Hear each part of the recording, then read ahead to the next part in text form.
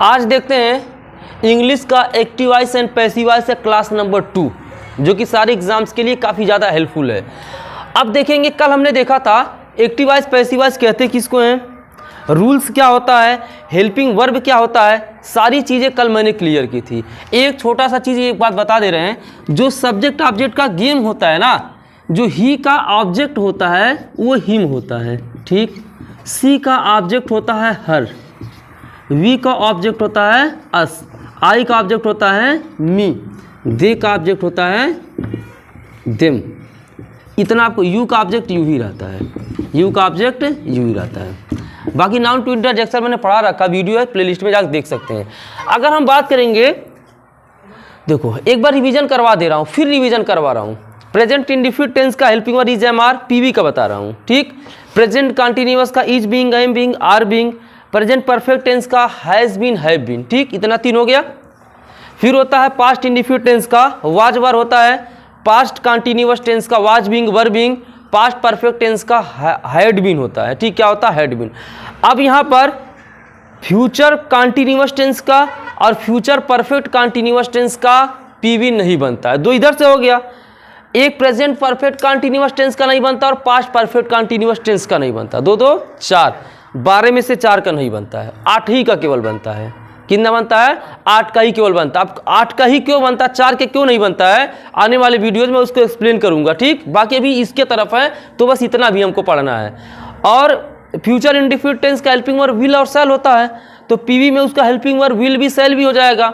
और future perfect tense का helping verb होगा will have been, shall have been, PV की बात कर रहे हैं। एक्टिव वॉइस में क्या होता है, जो सब्जेक्ट होता है वो वर्ब से पहले होता है, लेकिन पैसिव वॉइस में क्या होता है, सब्जेक्ट वर्ब के बाद होता है। यही इसका परिभाषा है, सिंपली इसका डिफिनेशन ही यही है। आज कुछ एग्जाम्पल से देखेंगे और आप बताइए कितने क्वेश्चन यहाँ पर सही हुए।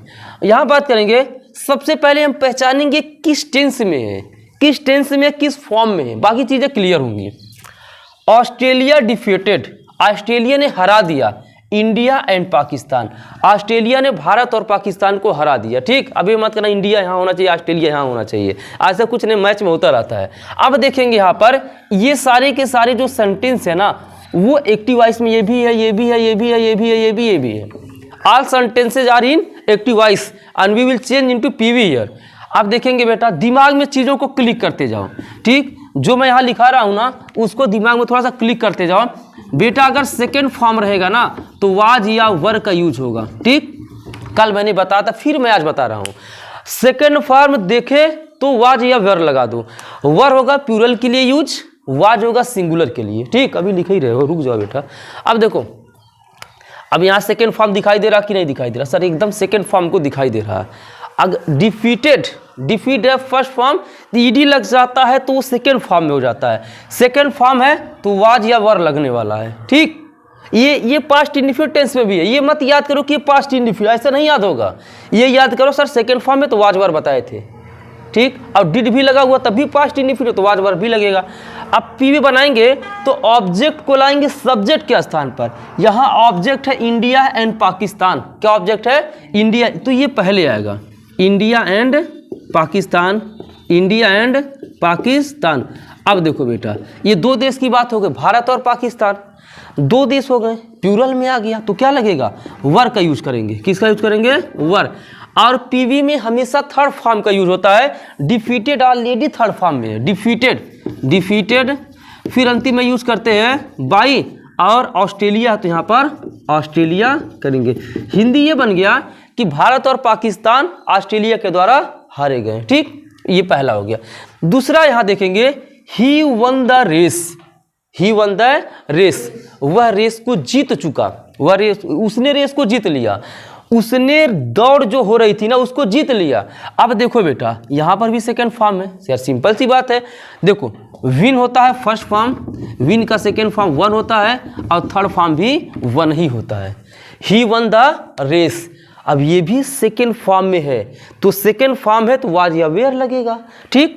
तो देखो यहाँ पर ये सब्जेक्ट है, ये इसका वर्ब है और ये इसका ऑब्जेक्ट, ऑब्जेक्ट पहले लाएंगे तो यहाँ लिखेंगे the race was, won already है, वन बाई, और ये ही का जब ही लास्ट में जाएगा तो इसके रूप में आएगा बाई हिम, इस तरीके से बनने वाला है, यानी कि रेस उसके द्वारा जीता गया। तो ऑब्जेक्ट को हम लाएंगे सब्जेक्ट के स्थान पर, द रेस सिंगुलर है इसलिए हमने वाज यूज किया, और ये ऑलरेडी थर्ड फॉर्म में है, बाई का यूज करेंगे और ही का ऑब्जेक्ट हिम हो जाता है। क्या हो जाता है? हिम हो जाता है। अगर हम इसकी बात करेंगे, रश्मि वाज वाचिंग अस, रश्मि हमको दिख रही थी, रश्मि हमको देख रही थी। अभी मैंने आपको क्या बताया है, कल वाले वीडियो में मैंने ये बताया था कि अगर वाज या वर लगा रहे और आईएनजी फॉर्म रहे, ठीक, तो ज़्यादा दिमाग नहीं लगाना है, बस बीइंग ऐड कर देना है। क्या ऐड कर देना है? बीइंग ऐड कर दे। बेटा ये मत याद करो इस टेंस में है तो इसका हेल्पिंग वर्ब ये होगा, ऐसे याद नहीं कर पाओगे।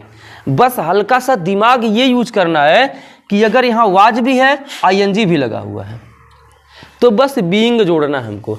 अगर ई जय मार लगा हुआ, आईएनजी लगा, उसमें भी बीइंग जोड़ना है, ठीक है ना। अब देखो, रश्मि यहाँ सब्जेक्ट है, वाज यहाँ हेल्पिंग वर्ब है, वाचिंग है मेन वर्ब, और रस है ऑब्जेक्ट। अस को हम पहले लेकर आएंगे। अस जब पहले आएगा तो अस देखो ऑब्जेक्ट के स्थान पर है, अस ऑब्जेक्ट के स्थान पर ये है, और ये सब्जेक्ट के स्थान पर है। जब अस यहाँ पर शुरू में जाएगा तो वी का रूप लेगा। किसका रूप लेगा? वी का रूप लेगा। अब ये मत कह सर वी कहाँ से आया, बेटा अस का जो अस का सब्जेक्टिव केस होता है वो वी ही होता है। क्या होता है? वी होता है। वी हो गया। अब यहाँ पर हेल्पिंग वर्ब लगाएंगे वी। अब वी प्लूरल है तो ये वर बीइंग लगेगा। क्या लगेगा? Were being, we were being. अब देखो वाचिंग लिखा हुआ है तो आईएनजी हटाएंगे, वाच, वाच का थर्ड फॉर्म वाश्ड होगा। क्या होगा? Watched by. अब यहाँ पे चूंकि नाम है, या तो हर लिख सकते हो या तो रश्मि कर दो, बाई रश्मि, ये इसका एक्यूरेट होगा, ठीक। नेक्स्ट है ही चीट्स एवरी डायरेक्टर। वह प्रत्येक डायरेक्टर को क्या करती है? चीट करती है। वह प्रत्येक डायरेक्टर को क्या करती है? चीट करती है। अब देखो बेटा किस टेंस में है? टेंस में तो अगर हम बात करेंगे, टेंस में तो प्रेजेंट इंडिफिनिट टेंस में है। किस टेंस में है बेटा? प्रेजेंट इंडिफिनिट टेंस में है। ही चीट्स एवरी डायरेक्टर, वह प्रत्येक डायरेक्टर को चीट करती है, यानी कि प्रत्येक डायरेक्टर को धोखा देती है। वह प्रत्येक डायरेक्टर को धोखा देती है। अंतिम में तात आ गया, प्रेजेंट इंडिफिनिट हो गया। प्रेजेंट इंडिफिनिट टेंस का हेल्पिंग वर्ब मैंने इज आई मार बताया था। क्या बताया था? इज आई मार बताया था। अब देखो बेटा, अब ट्रिक से कैसे याद करेंगे? अगर यहाँ यस या यस मेन वर्ब में लगा हुआ है, टेंस से अभी मतलब हटाओ, अगर यस या यस यूज हुआ है वर्ब में तो वो प्रेजेंट इंडिफिनिट टेंस में रहता है, और डू डज लगा हुआ तो ऑलरेडी प्रेजेंट इंडिफिनिट में, वो तो पहचान में तुरंत आ जाएगा। यहाँ पे रूल यही है कि अगर वर्ब में यस या यस का यूज हुआ है तो बेटा वो भी होता है प्रेजेंट इंडिफिनिट में, और प्रेजेंट इंडिफिनिट टेंस का हेल्प इज आई मार होता है, कल लिखवाए थे, ठीक। ही यहाँ सब्जेक्ट है, चीट यहाँ पर वर्ब है, एवरी डायरेक्टर क्या है? ऑब्जेक्ट है। तो यही वाला जब पैसिव बनाएंगे तो पहले लेकर आएंगे, तो यहाँ लिखेंगे एवरी डायरेक्टर। क्या यूज करेंगे? Every director, every director. अब यहाँ देखेंगे कि एवरी डायरेक्टर के सामने यहाँ कुछ मिस्टेक दिख रहा है, एक्सरसाइज 1। अब देखेंगे बेटा ये सही है। एवरी डायरेक्टर ये सिंगुलर है कि प्लूरल है? एवरी डायरेक्टर बेटा, एवरी डायरेक्टर, प्रत्येक डायरेक्टर, ये सिंगुलर है। क्या है? सिंगुलर है। एवरी डायरेक्टर इज आ जाए, क्या आ जाएगा? इज।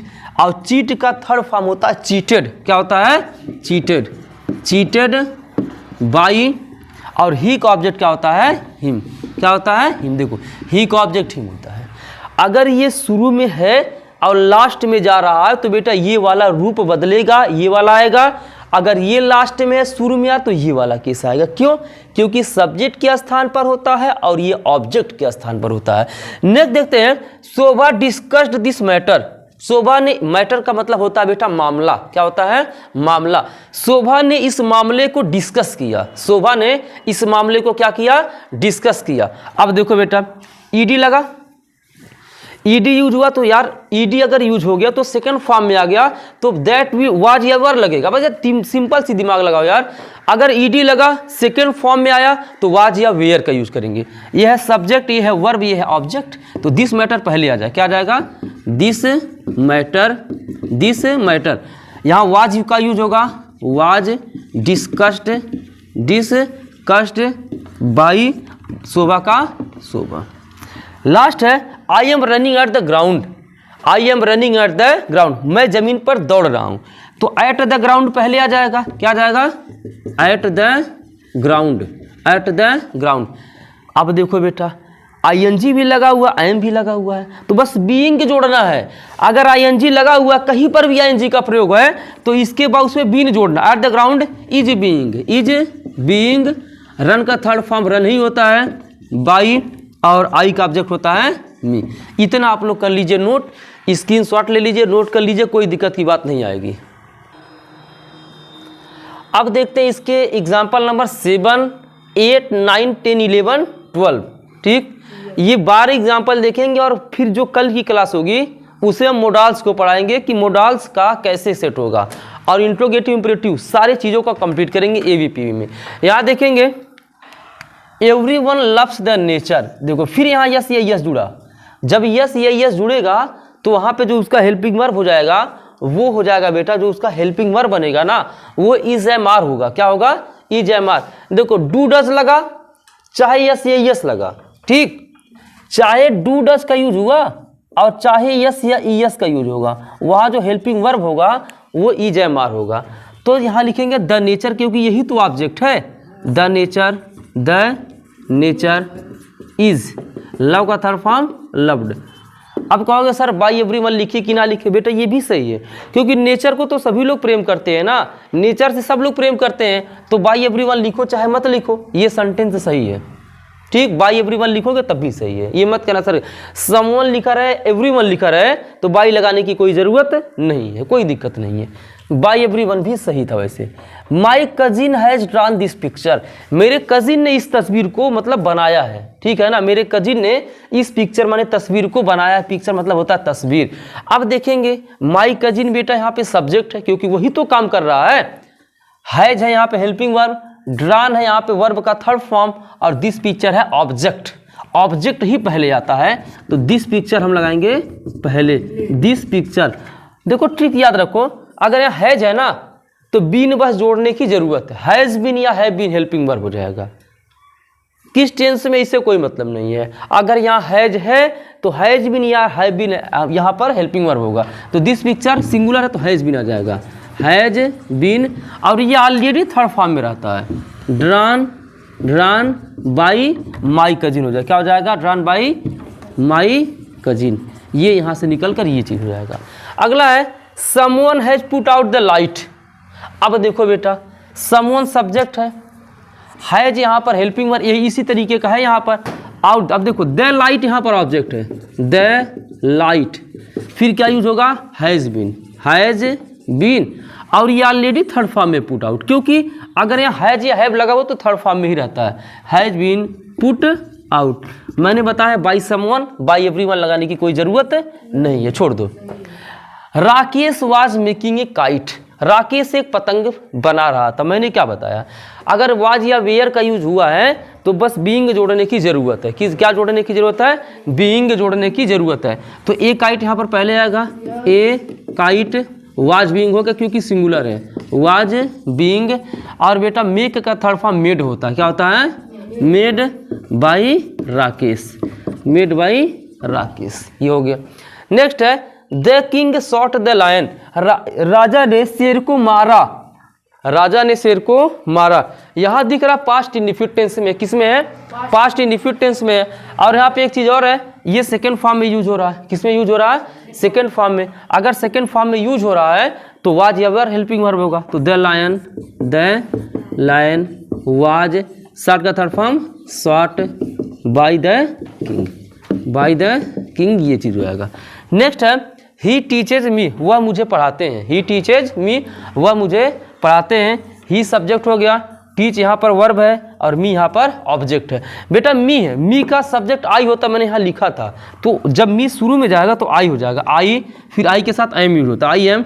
टीच का थर्ड फॉर्म टाट, आई एम टॉट बाई, और ही का ऑब्जेक्ट हो जाता है, ये यहाँ पर होगा। तो एक्टिव वॉइस पैसिव वॉइस का जो सेकेंड क्लास होता है ना, इसको करते हैं कंप्लीट और मिलते हैं नेक्स्ट वीडियो में। तब तक के लिए जय हिंद, वंदे मातरम। और कल की क्लास में हम आपको लेकर चलेंगे मॉडल्स की तरफ।